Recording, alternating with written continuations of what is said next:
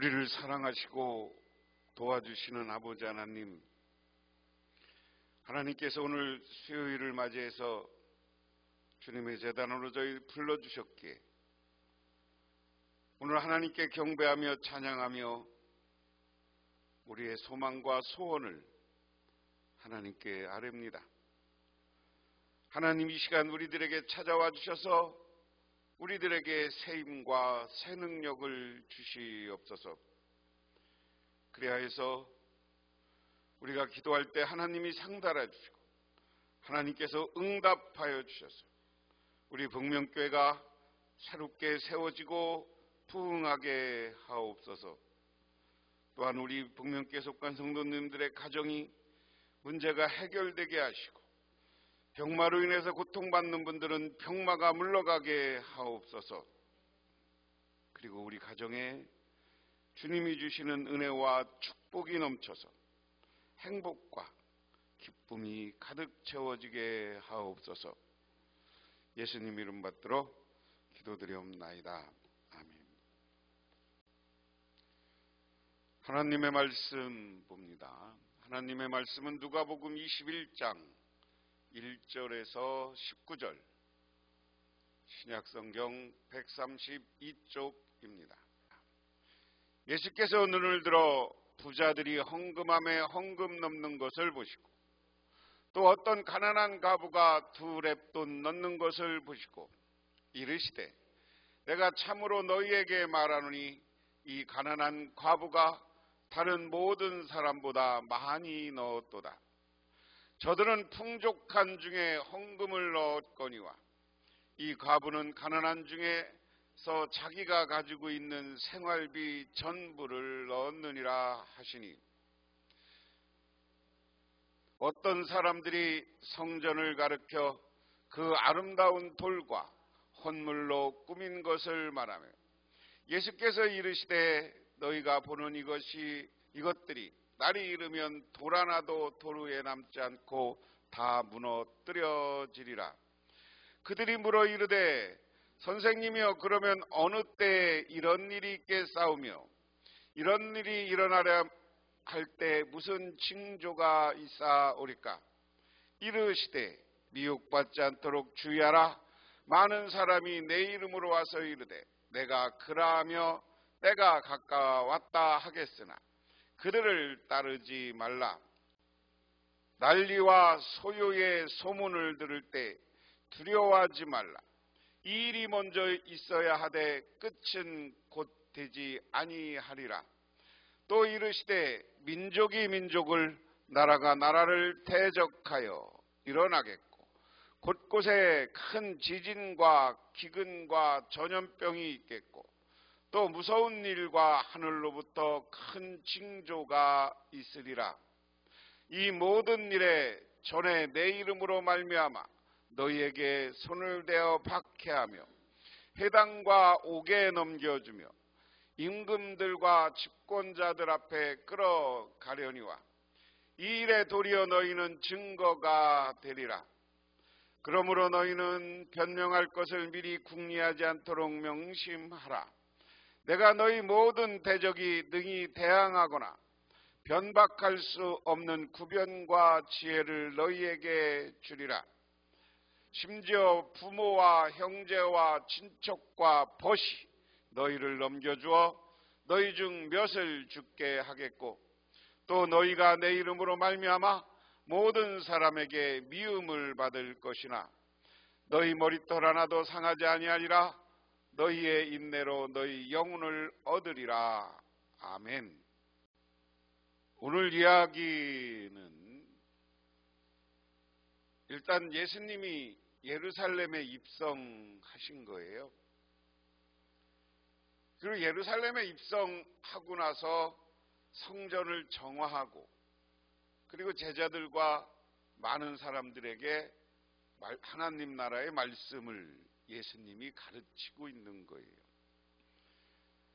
그래서 오늘 이야기는 오늘 21장은 앞부분에 이제 그 성전에서 헌금을 하는 사람에 대한 칭찬, 그리고 5절부터 쭉 뒤에까지는, 오늘 다음 주까지는 다 뭐냐면 마지막 때 이야기입니다.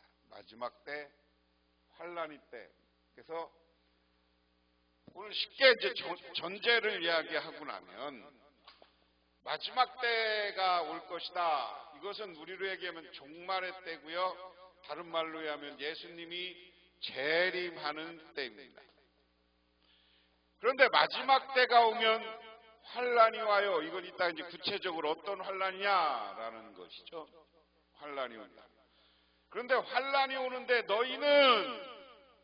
너희는 누구를 얘기해요? 네? 예수 믿는 사람들을 얘기하는 거예요. 예수를 핍박하는 사람이 아니라 여기에서 믿음 있는 사람, 예수를 오늘날로 얘기하면 그리스도로 받아들이는 사람, 이런 믿음이 있는 사람은 어떻게 하냐? 환란이 와도 구원하고 영생을 얻게 하고 또 하나는 뭐예요? 하나님이 보호해 주신다. 믿으십니까?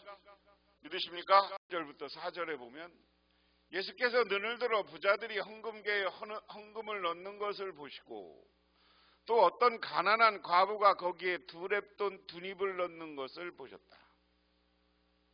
그래서 예수께서 말씀하셨다. 내가 진정으로 너희에게 말한다. 이 가난한 과부가 누구보다 더 많이 넣었다 하는 거예요. 이렇게 이제 상상도예요. 사람들이 헌금함에 넣는데 양쪽에 부자들이 넣는 게 있고 그 옆에 가난한 여인이 두 렙돈을 넣었다. 이 장면, 예수님 이 장면이 이제 오늘 본문을 그대로 그린 거예요. 저 뒤에 부자들 화려한 옷을 입었잖아요. 여인은 옷도 없어서 그냥 허름한 옷 입고 와서 저 헌금함에 두 렙돈을 넣고 예수님이 그걸 보고 계시는 장면. 이것도 역시 이게 이제 부자들이 헌금하고 여인이 두 렙돈하고 예수님이 이걸 보고 칭찬하는 장면, 이렇게 우리 봅니다. 그러니까 4절에 뭐라고 그러냐? 저 사람들은 다 넉넉한 가운데서 자기들의 헌금을 넣었지만 이 과부는 구차한 가운데서 가지고 있는 생활비 전부를 털어 넣었다. 오늘 성전에 와서 사람들이 황금을 바치고 재물을 바치고 여기 성물을 바쳤는데 부자들은 와서 자랑하고 내가 했다. 예수님의 제자들도 목사님, 예수님 참 성전에 이 황금색이고 좋죠. 이거 다 부자들이 내놨습니다. 그러는 상황이다. 그런데 그런 상황에서 예수님은 뭐라고 하느냐? 야, 저기 두 렙돈 우리 동전 2개 내놓은 사람이 더 잘한 거야. 왜? 냅돈 두 닙을 놓은 사람, 우리로 얘기하면 한 500원짜리 2개 생각하든지 10원짜리 2개 얘기하든지 500원짜리는 되겠죠. 그게 생활비 전부라니까. 가난한 그분을 칭찬해요. 그래서 왜 그러냐? 이 여자에게는 자기 생활의 전부였다. 구차한 가운데 가지고 있는 생활비 다 준 것이다. 넉넉한 사람들, 니들 화려하게 난 사람들은 니들 다 쓰고 나면 전 재산 바친 거 아니잖냐. 거기 조금 바친 거 아니냐. 절대 액수는 많을지 모르지만 재산비에 비하면 어떤 거예요? 조금이요, 조금. 그러면서 나 헌금 많이 한다고 자랑하지 마라. 우리가 하나님께 예물을 드릴 때 어떤 예물을 드려야 하는가 하는 겁니다. 물론 드리는 액수는 생활 형편에 따라 다르겠지만 적든지 많든지 우리의 참된 정성을 표현하는 것이 성금이고 헌물이다. 인도의 한 어느 왕이 궁전에서 나가다가 한 거지를 만났습니다. 손을 내밀고 무엇을 달라고 합니다. 그러나 그 왕이 거지에게 하는 말이 내가 나에게 무엇을 주면 나도 너에게 주겠다 이랬다는 거예요. 거지가 뭐 있겠습니까? 옆집에서 강냉이 한 5불 얻었는데 그 강냉이 주머니를 열고 저는 이것밖에 없습니다 라고 하며 5 알을 내밀었습니다. 왕이 그것을 척 봤더니 웃으면서 하인에게 금주머니에서 강냉이만한 금덩이 5개만 꺼내주어라 라고 하더라는 겁니다. 그러면서 내가 이것을 대신 너에게 주니 받아라. 물론 거지는 감사히 받았죠. 그러나 속으로 탄식하면서 갔다고 합니다.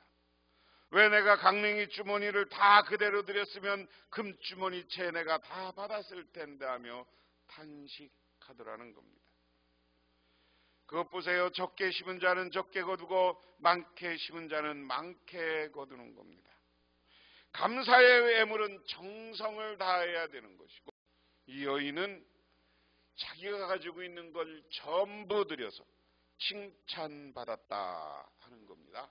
그래서 여러분들도 헌금은 정성과 진정으로 하시기를 바랍니다. 다음부터는 이제 성전에서 말세에 대한 예언은 그랬습니다. 그래서 오늘 원래 1장부터 40몇 장까지가 예언인데 오늘은 그 부분 19절까지만 이야기하면, 보세요. 말세에 예언하고 첫 번째 성전이 무너질 것이다 하는 겁니다. 몇몇 사람들이 성전을 가리켜 아름다운 돌과 봉헌물로 꾸며놨다고 말하니 예수께서 말씀하셨다. 너희가 보고 있는 이것들이 돌 한 개도 돌 위에 남지 않죠. 무너질 날이 올 것이다. 하지만 성전은 정말로 아름다운 모습으로 만들어졌습니다. 그래서 정말 많은 사람들의 자랑거리였다는 거죠. 예루살렘 성전은 아름다운 돌로 꾸려져 있던 거대한 성전입니다. 성전에 바친 물건은 헌물입니다. 예루살렘 성전은 헤롯이 바친 사람의 신장만한 금제 포도나무와 아그리빠 왕이 바친 황금 사슬과 각국 왕들과 유대의 부도들이 바친 보물들로 아름답게 장식되어 있었다고 합니다. 그러므로 예수님의 제자들이 성전의 일부가 아름답게 잘 꾸며진 것을 예수님께 자랑 삼아 말하였습니다. 이 성전은 헤롯이 주전 19년부터 유대인의 민심을 사기 위해 건축을 시작하여 주 27년경에 완성되지 못했죠. 46년이 되었고 그 다음에 주 63년경에 완성되었다. 82년의 세월에 거쳐서 매우 아름답게 잘 건축되어 있었다. 그래서 정말 많은 사람들의 자랑거리였다는 거죠. 그런데 예수님에게 사람들이 성전을 자랑하고 아름답다고 자랑하니까 예수님이 마지막 때가 올 것이다, 종말이 올 것이다 라고 선언해요. 그러면서 그 말세의 징조 중에 하나가 뭐냐? 성전이 무너질 것이다 하는 겁니다. 예수님이 있는 데 와서 막 자랑해. 아까 얘기한 것처럼 성전 자랑해. 그러니까 그 사람들에게 역으로, 야, 이 성전이 그렇게 좋아 보이냐? 응? 그래? 마지막 때가 올 거야. 말세가 올 거야. 그런데 그때가 되면 돌 하나도 없이 다 무너질 거야. 이런 일이 일어났습니까? 안 일어났습니까? 지금 예루살렘에 그 화려한 성전이 남아 있습니까? 안 남아 있습니까? 없어요. 예수님의 말씀이 그대로 이루어졌는데 예수님이 돌아가시고 40년 후에 주 70년경에 이스라엘이 자기들 독립전쟁을 해요. 로마에 투쟁을 해. 그때 로마 왕이 와서 그 이전까지는 거기를 헤롯과 헤롯의 아들들이 다스리게 했는데 직접 총독을 파송해서 예루살렘을 철저히 무너뜨립니다. 예루살렘 무너뜨려. 로마군이 예루살렘을 쫙 포위하고, 내가 여러 번 말씀드렸어요. 예루살렘은 계획도시인데 여기는 물이 없는 도시야. 물이 없는 도시는 어떻게 해야 돼? 수도를 만들어서 다 가정마다 공급했다고 그랬어요. 요즘 마냥 이렇게 트는 게 아니라 이렇게 토간과 어떤 때는 이렇게 돌을 파서 골로 물을 졸졸졸졸 흘려보내면 그 가정들로 가. 그런데 그 물의 수원지, 물을 모아서 수돗물을 보내는 게 어디야? 실로암이야. 실로암 연못이 그걸 하던 곳이야. 근데 실로암 연못은 거기에서 지하수가 나오는 게 아니야.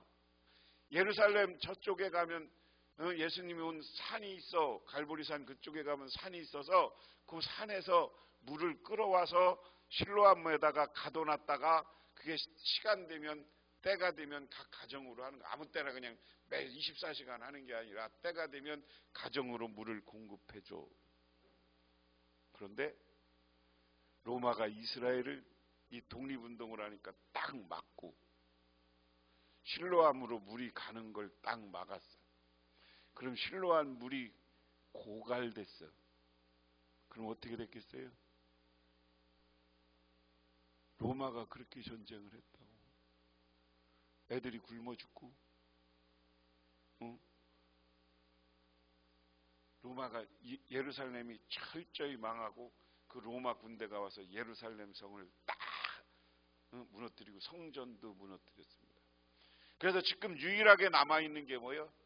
통곡의 벽이요. 통곡의 벽. 통곡의 벽이 뭐냐면 성전 벽 하나라는 거예요. 그것만 남겨놓고 다 무너뜨렸어. 그래서 이스라엘 사람들은 지금도 거기 와서 맨날 통곡의 벽을 만지면서 기도하는 거예요. 예수님이 근데 오늘 예수님이 이 말을 할 때는 그 예루살렘 성전이 무너지기 40년 전에 아름다운 돌과 동원물을 꾸며놓다가 하니 예수께서는 너희가 보고 있는 것들 돌 한 개도 돌 위에 남지 않고 다 무너질 날이 올 것이다.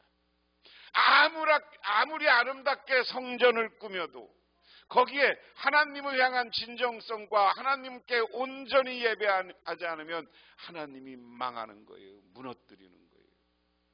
저는 여러 번 얘기하지만 우리나라 교회가 왜 자꾸만 교인들이 주냐? 간단한 거예요. 교인들이 교인답게 살지 않기 때문에 그래요. 오늘 말씀 그대로 교회 와서 지자랑하기 때문에 그래요. 교회가 예수님 중심으로 하나님 중심으로 움직여야 되는데 기도 안 해보고 지가 하나님이야 거예요. 그러니까 예수님이 헌금한 여인 중에 전 재산 바친 여인을 칭찬하는 거예요. 그 다음에 말세의 징조는 뭐냐? 제자들이 물었다. 선생님, 그러면 어떤 일이 있겠습니까? 이런 일이 일어난다고 할 때는 우리 무슨 징조가 있습니까? 예수께서 대답하나 너는 속지도 않도록 조심하여라. 많은 사람이 내 이름 와서 내가 그리스도라 하거니와. 말세의 징조가 뭐요? 내가 그리스도라고 하는 거 뭐요? 이단하고 사이비가 가득 채워지는 거예요. 지금 우리나라 어제 말세의 징조요. 이단 사이비가 가득 채워져. 그 다음에 뭐라 했어요? 전쟁과 난리의 소문을 듣더라도 두려워하지 말라. 그 다음에 세 번째 전쟁. 난리는 뭐예요? 나라 대 나라 싸우는 게 전쟁이요. 난리는 뭐요? 내전이 일어나는 거. 내전이 지금 저기 아시아 이쪽 동남아시아 쪽 가면 반군이라는 게 있어갖고 지나라 백성들끼리 싸워 난리라. 이런 일들이 반드시 먼저 일어나야 돼. 그러나 종말이 곧 오는 것이 아니다. 이런 것이 있다고, 난리가 있다고 이러는 게 아니라. 그 다음에 뭐예요? 그때 예수께서 그들에게 민족이 일어나 민족을 치고 나라가 일어나 나라를 칠 것이다. 전쟁과 난리고요. 큰 지진이 나고. 네 번째 지진. 다섯 번째 기근. 기근은 뭐예요? 가물어 갖고 먹고 살 게 없는 거지. 지금 전쟁이 일어나서 지금 세계적으로 뭐가 뛰어? 곡물가가 뜨잖아. 먹고 사는 게 다 비싸잖아. 우리나라 지금 밥. 이게 기근이요. 이게 먹을 게 없어. 그 다음에 역병이 생기고. 우리가 역병은 경험했어요? 안 했어요? 코로나 경험했잖아요. 그게 역병이요. 돌림병.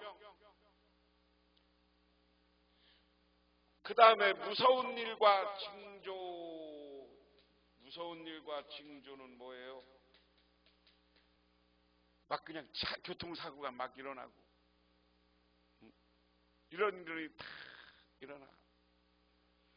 그러나 이 모든 일이 일어나기 앞서 사람들이 너희에게 손을 대어 박해하고 너희를 해당과 감옥으로 넘겨줄 것이다. 너희는 내 이름 때문에 왕들과 총독들 앞에 끌려갈 것이다. 그러나 이것들에게 증언할 기회가 될 것이다. 이런 것 뿐만 아니라 제일 중요한 게 뭐예요? 교회에 핍박이 온다는 거예요. 여러분, 우리도 이단으로부터 지금 핍박받고요. 한 장이야. 세계에서 지금 복음을 마음대로 전도할 수 있는 나라가 거의 없습니다. 그래서 그 다음에 그러나 이 모든 일이 일어나기 전에 박해가 일어날 것이고, 그 다음에 그러나 이것이 너에게 증언할 게, 오히려 박해받을 때 예수를 청언할 기회도 하나님이 같이 줄 것이다. 그러므로 너희는 변호할 말을 미리부터 생각하지 않도록 명심하라. 나는 너희 모든 적자들에 맞서 반박할 수 없는 구변의 지혜를 너희에게 주겠다. 자, 무슨 얘기예요? 핍박 가운데 핍박받아도 걱정하지 말라는 거예요. 왜요? 성령을 보내줘서 우리에게 능력을 줘. 그래서 고난과 어려운 가운데 전도할 때 힘들다고 기도하면 하나님이 구변의 능력이라는 게 뭐예요? 구변이 뭐예요? 입으로 뭐를 변호를 해. 그걸 바꾸면 뭐예요? 말하는 능력. 입으로 말하는 능력. 그래서 예수를 전하는 능력도 하나님이 준다. 그러니까 여러분 전도할 때 여러분이 하려고 하지 말고 기도하고 하나님 내 입을 혀를 주장해 주십시오. 이러면 하나님이 움직여 줄 것이다. 그게 구변이에요. 그 다음에 지혜를 뭐예요? 사람들이 가서 내가 하나님 지혜 주십시오. 전도할 때 내가 가서 막 해서 주는 게 아니라 사람에 맞춰서 전도할 수 있는 기회를 하나님이 방법을 가르쳐줘. 우리 세상에 얼마나 많은 전도법이 우리나라에 있어요. 자, 그래서 그 적대자들, 예수 안 믿는 사람들, 이단들, 그리고 우리를 핍박하는 세상 사람들에게 반박할 수 있는 구변과 지혜를 하나님이 능력을 준다. 그러니까 나 무슨 말 해야지 걱정하지 말라는 거예요. 하나님이 변호해 주실 것이다. 그 다음에 너희 부모와 형제와 친척과 친구들이 너희를 넘겨줄 것이요 너희 가운데 더러는 죽일 것이다. 우리 가족들이 예수 믿는 것 때문에 너희는 내 이름 때문에 모든 사람의 미움을 받을 것이다. 그러나 너희는 머리카락 하나도 잃지 않을 것이다. 너희는 참고 견디는 가운데 너희 목숨을 얻어라. 핍박이 있고 이런 일이 있어도 우리가 예수에 대한 믿음을 굳건히 하면 어떻게 한다는 거예요? 믿음이 있으면 하나님이 우리를 구원하고 영생을 주고 보호해주고 지켜주고 인도해 주신다. 믿으십니까? 그렇기 때문에 우리는 하나님만을 바라보면 돼요. 그리고 하나님의 권면을 따라 살면 돼요. 제가 예화는 여러 번 말씀드리는데 이솝우화 가운데 재미난 이야기가 있어요. 이솝우화 가운데 당나귀, 여우, 사자 셋이 사냥을 했어요. 그래서 사자가 와서 나누자 그러니까 이 당나귀가 뭐라고 그랬느냐면 딱 반씩 나누자고 그랬어요. 그러니까 사자가 당나귀를 확 잡아먹어 버렸대요. 그러니까 그 다음에 여우가 딱 와서 3분의 1을 딱 사자에 떼어주고 나는 요만큼만 갖겠습니다. 그러니까 사자가 기분이 좋은 거야. 야, 너 어떻게 알고 그렇게 나한테 이 3분의 1을 딱 떼어주냐? 그러니까 이 여우가 그렇게 하더래. 옆에서 당나귀 죽는 걸 보고 내가 딱 깨달았습니다. 똑같이 나눴다가는 내가 깍 죽을 것 같은데 내가 이걸 왜 다 나눕니까? 당신이 갖고 싶은 대로 가지고 나는 요것만 있으면 필요합니다. 무슨 얘기냐면 우리 때를 보면 내가 어떻게 살아야 되는지 지혜를 있는 사람이 되라.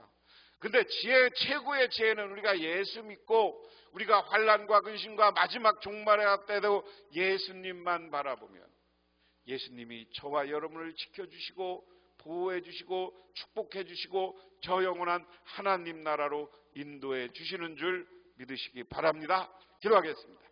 하나님 아버지 고맙습니다. 하나님은 우리에게 환난의 때를 주십니다. 하지만 그 환난의 때도 우리가 예수 그리스도를 믿으면 예수님께서는 우리를 지켜주시고 보호해 주신다고 했습니다. 우리 예수님을 바라보며 보호받는 우리 모두가 되게 하옵소서. 하나님께서 우리에게 지혜를 주시옵소서. 하나님께서 우리에게 입술을, 혀를, 입을 우리에게 주장하여 주시옵소서. 그래서 환난의 때 우리는 최선을 다해 예수를 믿고 선교하고 전도하는 우리 모두가 돼서 하나님으로부터 큰 은혜와 축복을 얻게 하옵소서. 예수님 이름 받들어 기도드리옵나이다. 아멘. 지금은 우리를 죄 가운데 구원해 주신 우리 주 예수 그리스도의 은혜와 우주를 창조하신 성부 하나님의 사랑하심과 우리 삶 가운데 찾아와서 우리를 이끌어가시는 성령님의 인도하심이 오늘 주님께 나와 기도하고 간구하고 들어가는 우리 북명교회 모든 성도님들과 그 가정이 영원토록 함께 하시기만을 간절히 축원하옵나이다.